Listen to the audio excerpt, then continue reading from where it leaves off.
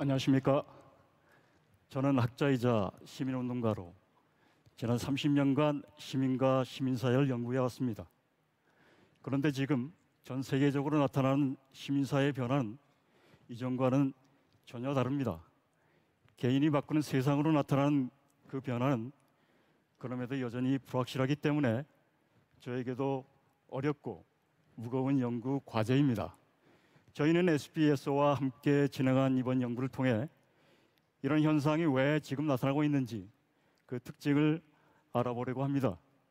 또 이런 변화가 어떻게 하면 바람직한 방향으로 나갈 수 있는지를 심층적으로 살펴보고자 합니다. 얘기의 시작은 2년 전 촛불혁명입니다.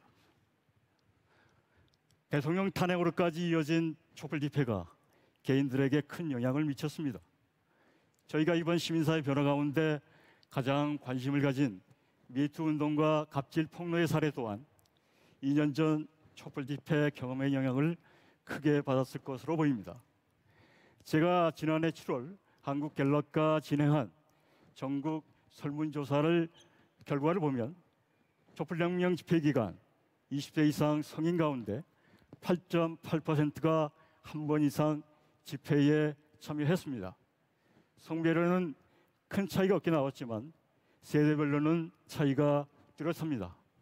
20대 18.2%, 30대 10.5%, 40대 12.7%인 데 비해 50대 3.6%, 60대 이상 2.7%로 뚝 떨어집니다. 특히 세월호 참사와 이제 특혜 입학 등이 이어지면서 청년층의 분노가 폭발했다고 저는 분석하고 있습니다. 또 2016년 12월 초에 조사한 자료를 보면 보수층 중에서도 66%가 탄핵에 찬성하는 것으로 나타나 이념을 뛰어넘은 촛불혁명이었다는 것을 알 수 있습니다. SBS 문화재단의 지원으로 서울대 여성연구소 홍창숙 책임연구원이 연구한 인터뷰 결과에서도 촛불혁명 참여자들은 단체로서가 아닌 개인으로서 난생 처음 시위에 나가봤다는 사람들이 많았습니다. 촛불혁명을 통해서 많이 확인한 거는 일단 말하면 듣는 사람이 있더라. 그러니까 뭔가 얘기했을 때 누군가 들어주고 공감해주는 사람들이 있다는 걸 확인했다. 그래서 이제는 말할 수 있다. 그런 걸 확인했다는 거에 대해서는 다들 공감을 하세요. 이제는 말할 수 있다. 이런 현혹감은 이후 일상에서의 부당함에도 목소리를 낼 수 있는 원동력이 되었다고 저는 생각합니다. 저는 이 현상을 정치민주화에서 생활민주화로 넘어가는 과정의 한 측면으로 바라보고 있습니다. 저는 생활민주화를 개인들이 일상에서 겪는 불합리에 맞서고 있는 직접 행동이라는 좁은 의미로 말하고자 합니다. 생활민주화가 어떻게 나타나게 되었는지 그림으로 보여드리겠습니다. 촛불혁명, IT혁명, 직접 행동, 국력 신장, 가치관 변화, 이렇게 저는 설명을 드리겠습니다. 지금의 생활민주화는 IT를 기반으로 하고 있습니다. 약하지만 촘촘하게 네트워크된 개인들의 온라인 대화와 집단 지성에 기반하고 있습니다. 온라인을 통해 자신의 의견을 드러내는 데 익숙해진 개인들은 나와 같은 생각하는 사람과 공간을 넘어선 공감대를 형성하고 있습니다. 나의 주장을 펼치고 같은 생각을 하는 사람들을 찾는 것이 쉽고 자유로워졌습니다.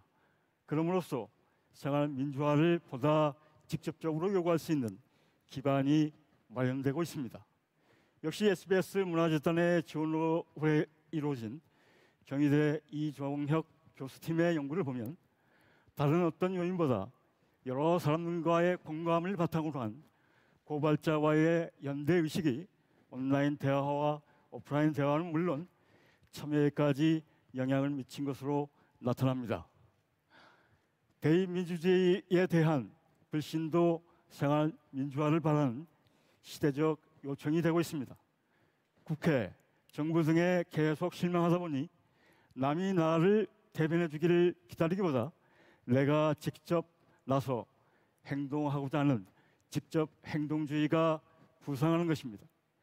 세월호 참사와 같은 국가적 재난, 그리고 성폭력, 몰카 등 우리를 위협하는 모든 것으로부터 자신과 가족을 지켜줄 안전한 것도 공정한 중재자도 더 이상 없다는 생각이 팽배합니다.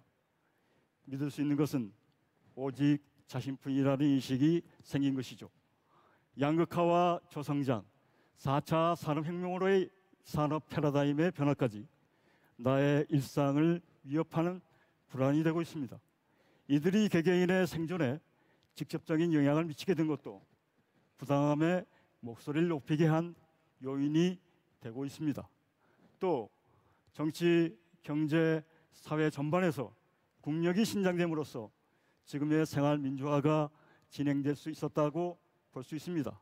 경제 수준, 교육, 건강 수준 등 웰빙을 복합한 유엔의 인간 개발 지수를 보면 대한민국은 세계 22위로 이미 선진국의 모습을 갖추고 있습니다. K-팝으로 전 세계를 제패할 정도로 우수한 자산도 많이 갖고 있습니다.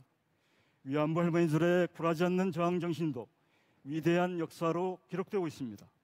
국내 미투 운동의 뿌리는 1991년 김학순 할머니의 용기 있는 폭로로 거슬러 올라갈 수 있을 것입니다. 또 최근엔 남북관계의 급진전으로 세상이 바뀌고 있다는 사회적 분위기를 만들며 생활 민주화에도 힘을 실어주고 있습니다.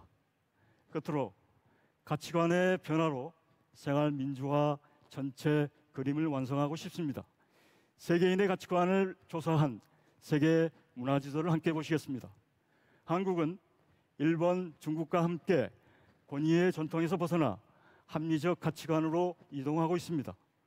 또 생존 가치관 쪽에서 자기 표현 가치관 쪽으로 오른쪽으로 약간 옮겨갔습니다만 여전히 생존 가치관이 높게 나타납니다. 젊은 층이 자기 표현이 강해 가치관 변화의 주축이 되고 있습니다.